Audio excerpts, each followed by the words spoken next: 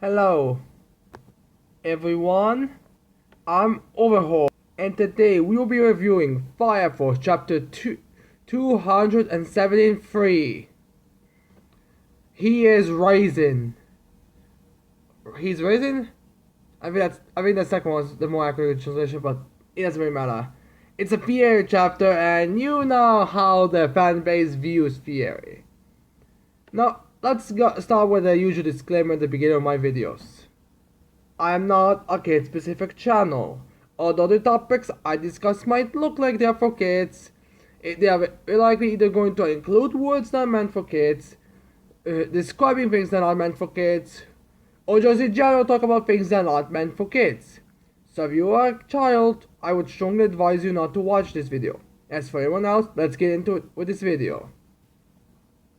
So the chapter begins with everyone's reactions to Arthur's hope slice thing. I'm not sure how to call that thing. What Arthur did last chapter, where we see.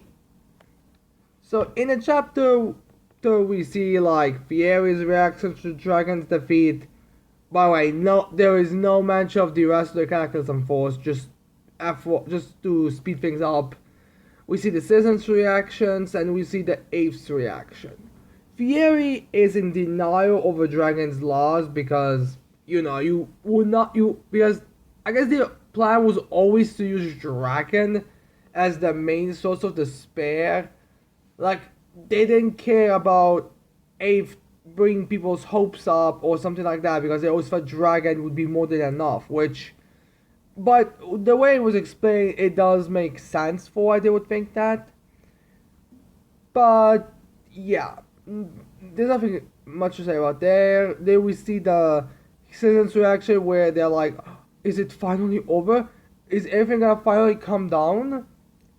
So we have that, and then we get to the. These are very brief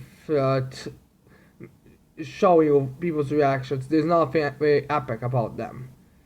So we have the apes discussing it, and they're like, Arthur probably defeated Dragon because of the giant hope slice, and I cannot help but feel like this is a bit of a meta reference because Lake mentions that Dragon was one of the white clad stub guys, but I doubt it's over.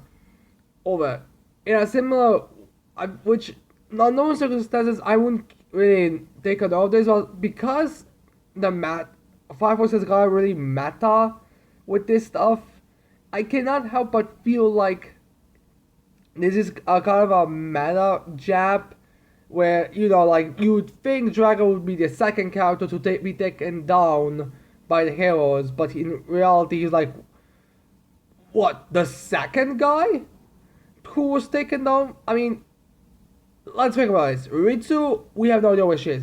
Chara, or he was already taken down. The pillars from the white clad are who knows where.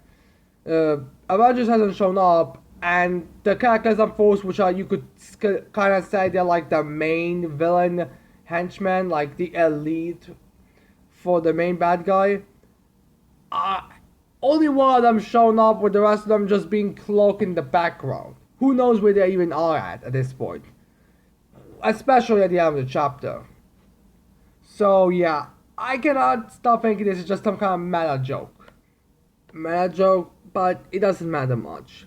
So after we get this meta reference, we cut back to Feari, and he's a bit in a tantrum mode, if I may say, where he's like, no, impossible. Dragon could have been vanquished by that whelp. He's basically like losing his mind. He's like, just because Dragon is vanquished, that doesn't mean it's over for your despair. We will burn you world. And I'm not sure if this is just like a artist decision or if this is gonna lead to something bigger with Feari, because he's extremely old and he looks like a child. So might be coming into it later. In fact, consider the first page of the over and over chapter where we have those little those little sketches or whatever they're called. they would if they, this was One Piece, it would be like those cover pages where we see like a little fairy that's supposed to be, I guess, Feari, Feari. Huh? Maybe I just pronounced it wrong. But yeah, we get that where that might be his true appearance. I don't know. But needless to say, Fury looks like his eyes are gonna Fury's eyes are gonna pop out. He screams as it's not over, and he brings down the moon. Yep, he straight up brings down the moon. Now I'm not sure what is higher in terms of gravity powers, but I think saying that Fieri ranks higher than Dante right now from Black Clover is a bit of a fair statement. I mean, the guy literally brings down a moon right now, which I have no idea how far off it is. So yeah, Fieri's current plan is to crush everyone with a moon. Then I'll gotta see this week, but I guess a lot of things aren't gonna be seen this week. So yeah, then we get more people's reactions to it. The citizens are like, "Oh no, we are doomed," which you just gonna feel like every time there's gonna be a big destructive moment, showing people just gonna scream, "Oh no, we are doomed!" Like when the Mao's doppelganger will show up, they're like, "Oh, we are doomed." When Bird's doppelganger will show up, they will be like, "Oh no, we are doomed." When Shino's doppelganger is gonna show up, "Oh no, we are doomed." I just imagine that's just going to happen for the next couple of for until the end of the story. Then we see Company 8, Company 2, and Company 1's reactions. Company 1's reaction is mostly like just the captain being like, "Hey, Current in Flam, can you do something? Can you use that ice ability to stop it?" And Car is like, "No, I can't." And they'll get the Abe's reaction where they're like, where Obi's like, "Maki, Hiro, can you do something?" Because, you know, the nature of Fire Force abilities does come to flame, so obviously you'd think Maki could manipulate it. And surprisingly, Maki cannot manipulate it.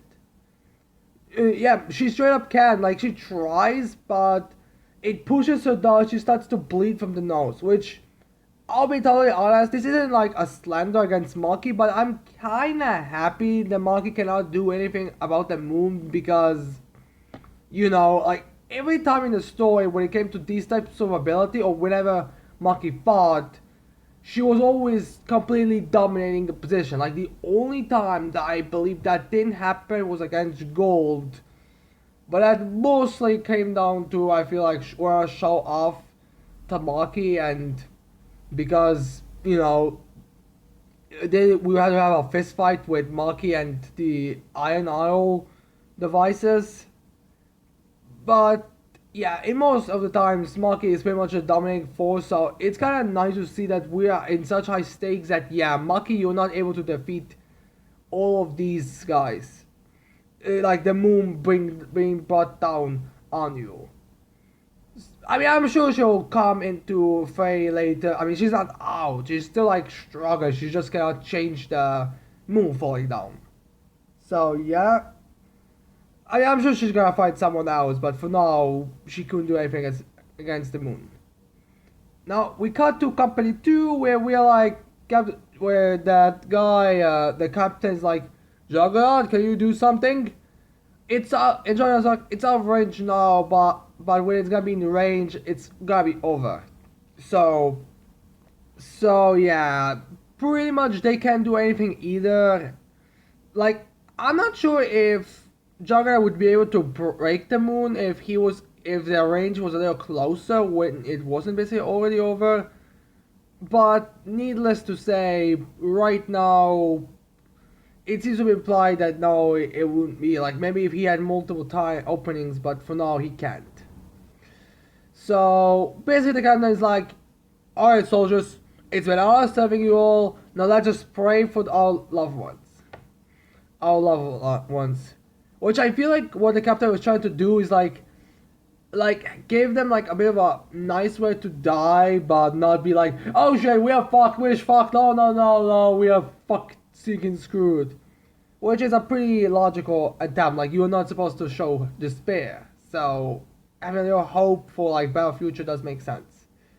But then, just when you think it's over, one of the soldiers looks up, sees something in the sky. Is it a bird? Is it a plane? No, it's Shinra Man!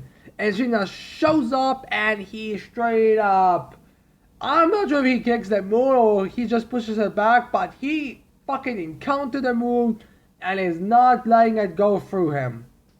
Which, again, the fucking moon is coming down. This is something that Maki couldn't, that pushed Maki down. Maki, who was just using her abilities, was being pushed back, but Shina, who went straight to the moon and is kicked it up back. And then for the final of the chapter, we just have Feari like react like 8-4 pillar. What? Impossible. Basically again, like make a really.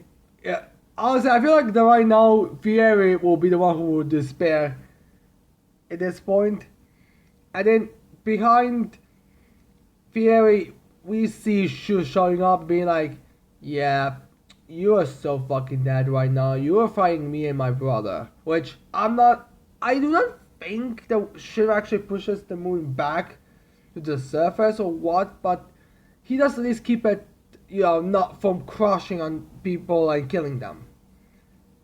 So it seems like it would probably be something like Shu fighting Feari while Shina holds the moon up. Holds the moon up! That I was expecting that to happen in this series, but fine. So yeah, that's pretty much the end of the chapter. The chapter itself is pretty simple and pretty basic. It's basically just Feari throwing a tantrum and people's reaction to it, if we're being totally honest. But yeah.